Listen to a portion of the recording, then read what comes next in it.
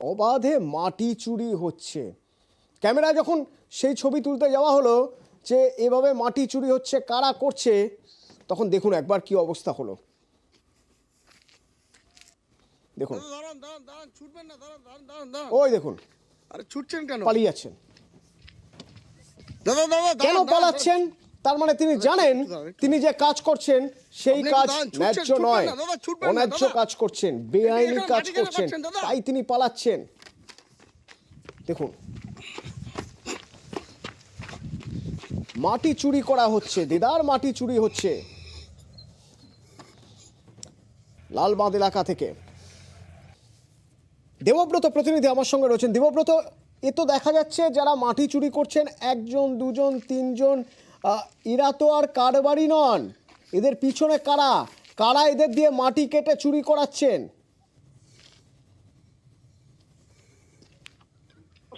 একাংশের মদতেই কিন্তু মাটি মাফিয়ারা দিনের পর দিন এইভাবে লালবাগ সংলগ্ন এলাকা থেকে মাটি উত্তোলন করে শহরেই বিক্রি করছে। বিষ্ণুপুর একটি মহকুমা প্রশাসন এলাকা, এই মহকুমার পাশেই এই ধরনের অবাধ চুরি চলছে, যেখানে মহকুমা শাসক কার্যালয় রয়েছে, বিএলআরও অফিস রয়েছে, এসডিএলআরও অফিস, থানা রয়েছে, পৌরসভা রয়েছে, এত প্রশাসন রয়েছে।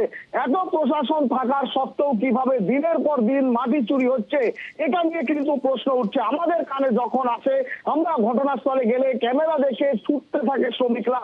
যদিও মাটির কারবারিদের যারা রয়েছে, যারা এই ঘটনার সঙ্গে জড়িত, তারা এখনো পর্যন্ত সামনে আসেনি। জমির মালিকের সঙ্গে আমরা কথা বলেছিলাম, তিনিও জানাচ্ছেন কারা করছে তিনিও জানতে পারছেন না। রাতের অন্ধকারে ভোরের বেলায় এই ধরনের কাজ করছে, আর সেই মাটি আসছে খোদ শহরের বুকে। জানিয়ে রীতিমতো প্রশ্ন উঠতে শুরু করেছে, এত সিসিটিভি, এত পুলিশ প্রশাসন, বিএলআরও অফিস, তবু কেন ধরতে পারছেন না এই মাটি কারবারিদের? কারণ দিনের পর দিন এভাবেই চুরি করে বিক্রি করছে সরকারি সম্পত্তি, যা নিয়ে সরকারের বদনাম হচ্ছে। শুধুমাত্র এই নিচু স্তরের প্রশাসন, নিচু স্তরের যে সমস্ত দাদারা রয়েছে, তাদের মদতেই কিন্তু এই ঘটনা ঘটছে দিনের পর দিন, যা নিয়ে রীতিমতো আজ একেবারে শাসক বিরোধী তরজা শুরু হয়েছে। অতনু, ঠিকই, যারা যারা এই কাজ করছেন ক্যামেরা দেখে পালিয়ে গেলেন, আর যে গাড়িতে করে নিয়ে যাওয়া হচ্ছে সেই গাড়ির ড্রাইভার তিনি কি বলছেন শুনুন। এই মাটি নিচ্ছ, কোনো চালান আছে, কাগজ আছে? কোনো কাগজ নেই, তাহলে মাটি বইছো? ও এইভাবে অবৈধভাবে মাটি বিক্রি করছে? কতদিন বইছো? আজকে প্রথম। অধিকাংশ দিন আসছি, দেখছি এই সামনে দিকটা, বাঁ দিকটা, জঙ্গলের বাঁ দিকটাতে মাটি কাটা হচ্ছে, মোড়াম কাটা হচ্ছে, ট্রাক্টরে করে লোড হচ্ছে। কিন্তু বেলা হলে আস্তে আস্তে দেখছি নাই হচ্ছে, ওই ভোর দিকে বা সকাল দিকে ওইটা হচ্ছে। না বৈধ না অবৈধ আমি বলতে পারছি না, তবে যেহেতু ভোরের দিকে, দিনের মধ্যে করছে না, ভোরের দিকে করছে, তাহলে একটু তদন্ত হওয়া দরকার আছে আমার মনে হয়। আর যার জমি থেকে মাটি উধাও হয়ে যাচ্ছে তিনি কিছু জানেনই না। আমার ওইটা একটা জমি আছে, আমার জমির উপরে একটা বাঁধ আছে, সে বাঁধটার থেকে রাত্রেবেলায় ভোরবেলায় যখন পাচ্ছে এসে ট্রাক্টরগুলো এসে মাটি তুলে নিয়ে চলে যাচ্ছে। কি ওটা আপনি করছেন? না না, ওটা তো আমাদের রাখা আছে, আমরা কোনো মাটি কাউকে দিতে চাই না, সব লুকিয়ে সব জোর করে তুলে নিয়ে চলে যায়। কারা করছে? ওই বিভিন্ন ট্রাক্টর আছে, ট্রাক্টরগুলো আসছে তখন তুলে নিয়ে চলে যাচ্ছে, বুঝতে পারছি না তো, ভোরবেলায় চুরি করে নিয়ে যাচ্ছে। কাদের মদতে হচ্ছে? বিরোধীরা বলছে শাসকের মদতে, শাসক তা করছে অস্বীকার।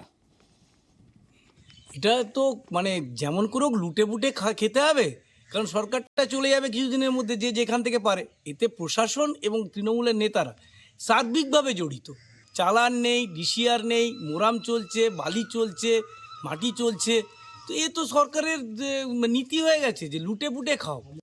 এখানে কোনো রকম কারোর সঙ্গে কোনো কম্প্রোমাইজ নেই, এবং যারা করছে নিশ্চয়ই কোনো অসাধু ব্যবসায়ী ধরনের ঘটনা ঘটলে তার বিরুদ্ধে নিশ্চয়ই কঠোরভাবে দমন করা হবে। দেখুন, বিজেপির কি বলছে সেটা আলাদা কথা। বিজেপির এখন মরিয়া হয়ে গেছে, পায়ের তলার মাটি নেই, তারা মরিয়া হয়ে ভাবছে যত রকম কুস্তা যদি রটিয়ে যদি কিছু ফায়দা তুলতে পারে।